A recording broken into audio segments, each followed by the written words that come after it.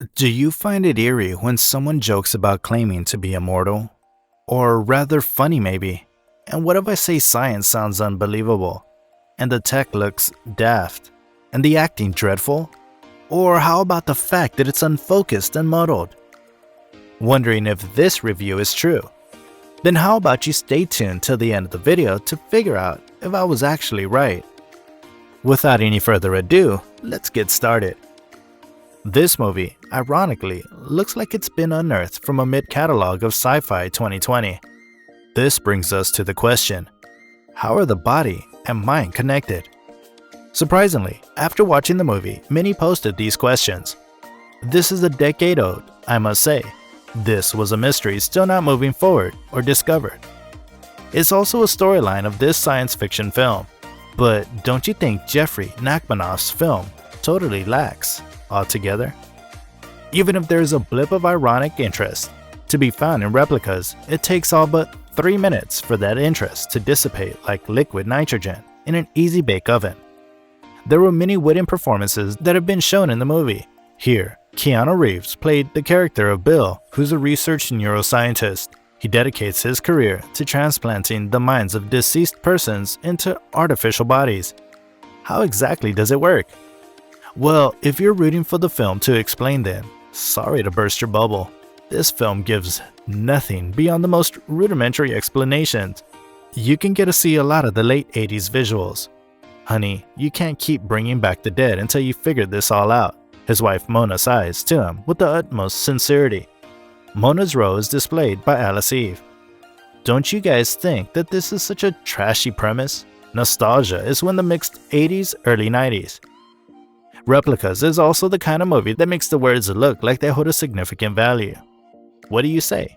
Do you throw the words around like algorithms? We need to get the algorithm, he says. Even if they would have called it doohickey, at least that would have been funny. Talking about humor, there's nothing as such. While you watch this movie, it feels like you're stranded in the middle of a desert. Yes, there is no sense of direction.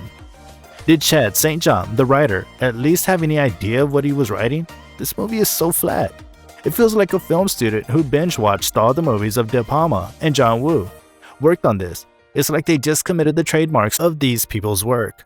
One of the worst parts, though, is it sets itself up for a sequel. A user on the internet commented and expressed his views on the movies. Here's a fun game to play to keep your mind from truly wandering during a bad film. Try and figure out exactly when the movie you're watching went rotten. Was it a script that never should have been purchased? A concept that no one could have made work? Or did the problem start in pre-production? Perhaps the wrong cast or tech team being hired? Maybe the whole thing went to hell during production with a director who couldn't manage tone or actors who checked out early? Or some bad films are tragically destroyed in post-production, sliced up in the editing bay. This is the game I played while watching the truly dreadful Replicas, and I went with all of the above. What do you guys think? Is this movie just flat and muddled? Many of the viewers thought so.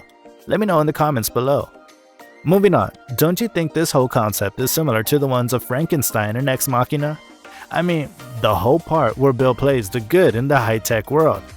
So initially, Will and his partner at the lab receive a donor. Guess what? Well, that was a deceased body, sent on which Will perform the technical stuff. By that I mean, they extract the neural map and implant it into a synthetic form. It does not go well, and the consciousness understandably loses its cool. A big turn in the story arises when the whole family leaves for the vacation. Their car crashes and all of them die except Bill. And like a typical Bill, his response was along the lines of bring them back to life, of course. So Will then calls Ed, his partner, and practically demands him to merge their nascent technologies. Ed is shown the movie as an expert in human cloning. Just to wrap up this mess in short, these guys will steal clone pods from Bio9 and then move on to creating the family clones.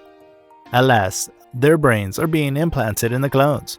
And yeah, no one would know anything like this has happened. Obviously, anyone who has seen the movie can bet though it was the worst. Looks like these people and director and writers have never figured out the story they were trying to tell. The idea is insane. I mean, while building the clone, they hid their family bodies in the basement, though they've done a poor job at portraying it the right way. And also, there's a part where Will pretends to be like his dead children. Yeah, you're hearing right. In order to keep up the ruse, he texts his children's friends. Nachmanoff and Reeves don't lean into the lunacy of it all. It's like they don't know if Will is just changing the order of things in nature, or worse, they can't understand if he's the real hero considering to what extent he's gone. I don't know, but for me, he looks like a total maniac, and the movie is ludicrous on a dozen levels, if not more. It still baffles how the producer, Keanu Reeves, who is now co-producing this sci-fi cloning film, has this youthful appearance, even after this many years. To be honest, lots of people can't tell the difference between the two men having beards and dark hair. Will Foster, who works as a synthetic biologist at one point, was shown to be concerned over the fact that the technology these guys are using to help some people has ended. For a second, I'm going to sound all too technical. In theory, you can continue replicating forever if the human brain was imprinted on a synthetic one inside a robot. So this Will we're talking about works for a biotech company named Puerto Rico. The boss over there goes by Mr. Jones, is sinister, and takes an interest in its potential role in warfare. All this would happen if the board doesn't shut down Will's project anyway. The ending is ridiculous and doesn't fit with what's to come. Actually, if the finish had been smoother, I'd have given Replicas 2 stars at least. What do you think? Will has developed a technique which was weird enough to include sticking up a sharp spoke in a freaking living person's eye. I literally can't answer this question. But what do you guys think? Let me know in the comments below. Did you happen to observe this other weird thing where their family phone still works after all the immersion in river water? You know, small details like this creep the hell out of me. Even his wife, Mona, was shown in the picture as surprised when she learns Will has drawn her back from the dead state. Of all the bad dialogue, the worst is the line, "But what if something horrible goes wrong?"